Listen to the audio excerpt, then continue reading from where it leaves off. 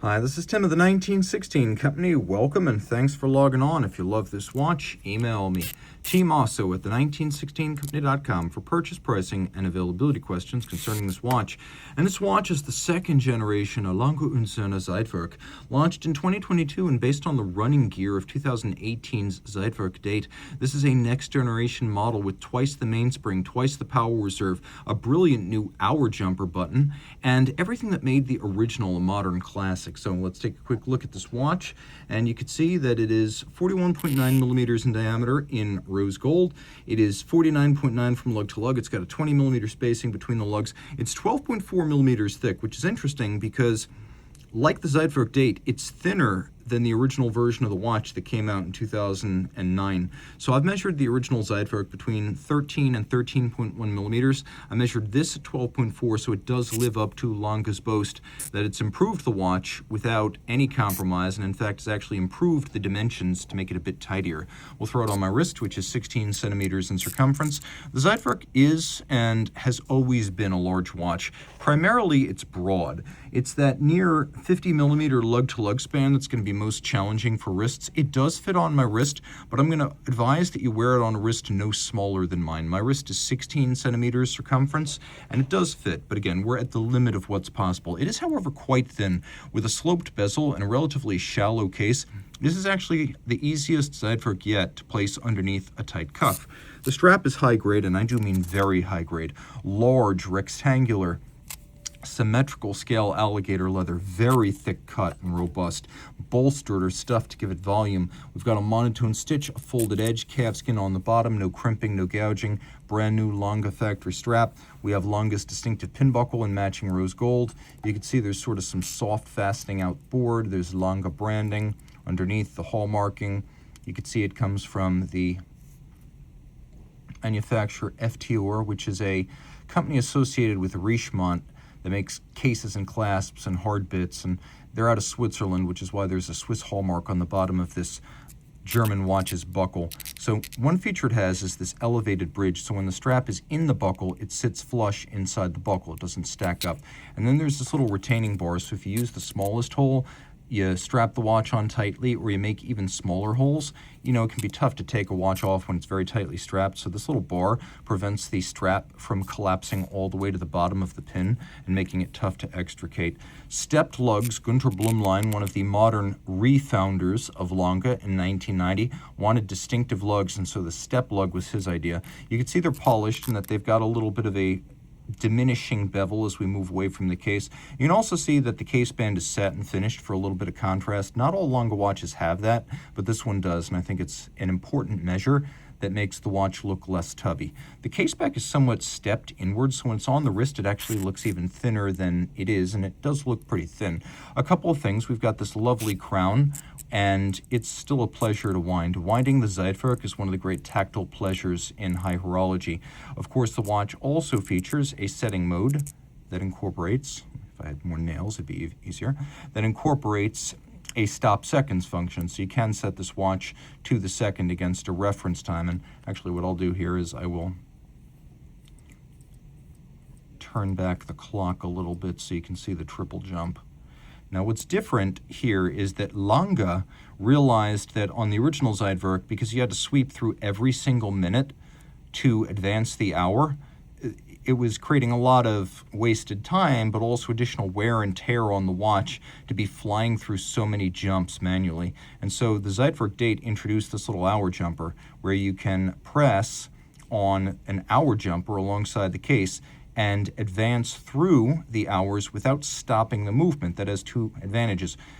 Besides saving time and saving wear and tear, it allows the balance to keep running, so you're not hacking the watch to reset the hour, and so it doesn't have to rebuild amplitude once you set the correct time. Now you'll see the charismatic triple jump that is the signature feature of this watch when the seconds hand passes through 60. Bum, ba, ba, bum, bum, bum, bum. Now, the dial is sterling silver, black galvanized where you see black. The center, which is sort of a champagne hue, is actually part of the caliber L043.6. So on the original platinum and certainly the white gold Zeitwerk. This would have been rhodium plated to better match the aesthetic of the watch, but here with rose gold, the German silver has been left unplated because this sort of warm champagne hue seems like a more appropriate match for a rose gold case. Now this is part of the movement too, the so-called time bridge, and so that's actually the pivot for the two discs displaying the minutes.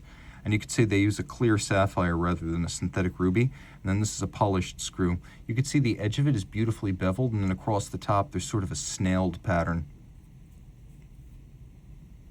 Notice that there's no longer any preloading of the minutes before the jump on a modern Zeitwerk.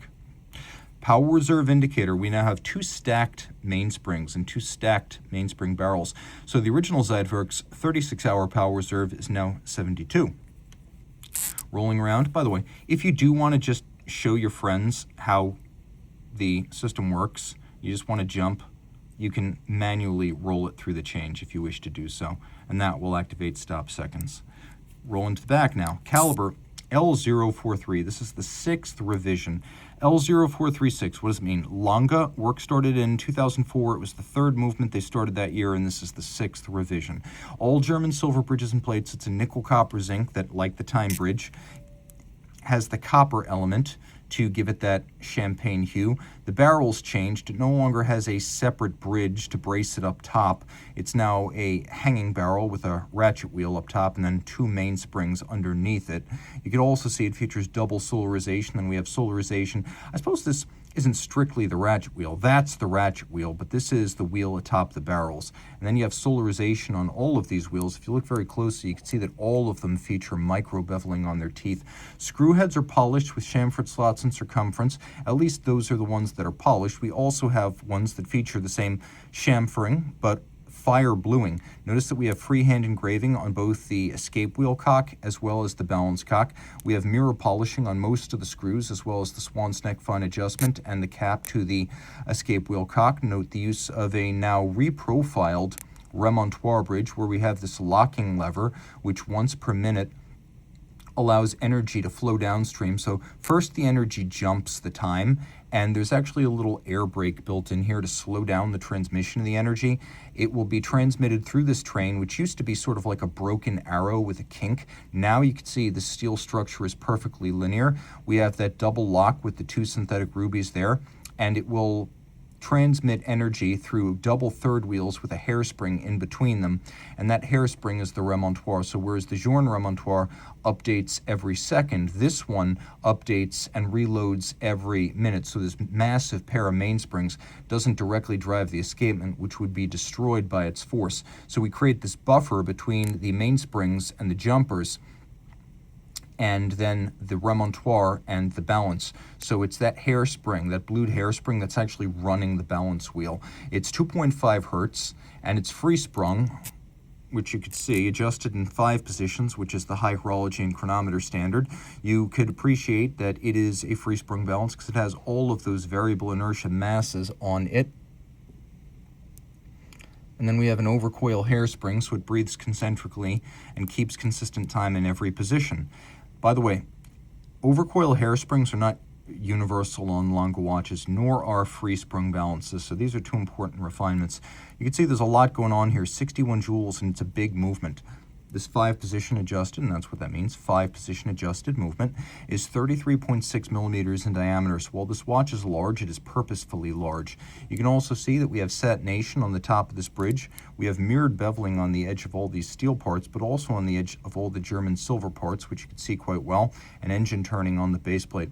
So constant force, power reserve indicator, digital time, hour jumper. There is a lot to love here. 30 meters water resistant, so I would not submerge it, rain and splashes only.